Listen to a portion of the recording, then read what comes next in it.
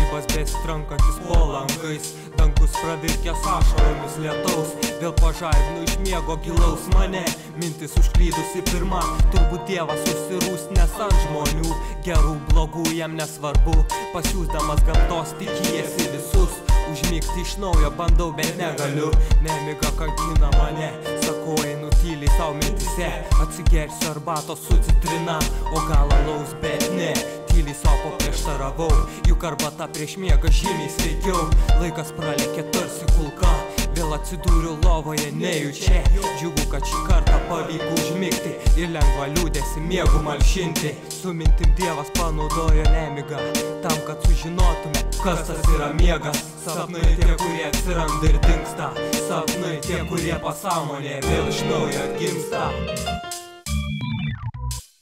Tas lengvas liūdesys tyliai beldžiasi širdį, bet aš neleisiu jam prieiti ir mano širdį sužeisti. Geriau miegoti eisiu ir sapnų valdovu žaisiu.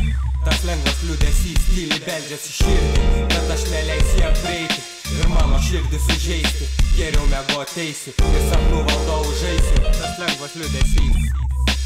Mes visi pasineriame į sapną, miegodami keliaujame laiku, miegas nukelia mus į erdvę sapnų, kartais mes ten galime daryti, ką norime, o kartais būname supančioti likimo rolės, ten vaidiname tai, ko patys nenorime, kaip aš norėčiau išmokti valdyti sapnus, tuomet į kovą galėčiau sukviesti angelus ir demonus, vyktų kova tarp gėrio ir blogio, tarp šilumos ir šalčio, tas kas nugalėtų, tada sapnų planetą valdyti privalėtų, jeigu gėris laimėtų, būtų šilti sapnai, visi miegotų ramiai, saldžius sapnus sapnuotų, taip kaip niekad niekas nėra sapnavęs panašaus nieko, susapnuoti vaizdai, kai kada pasilieka pasąmonėje, kai kada ir nieko nelieka, vaizdai nublanksta, ištirpsta kaip sniegas, nors ir kas bebūtų buvę, sapnų atkurti vilties nelieka.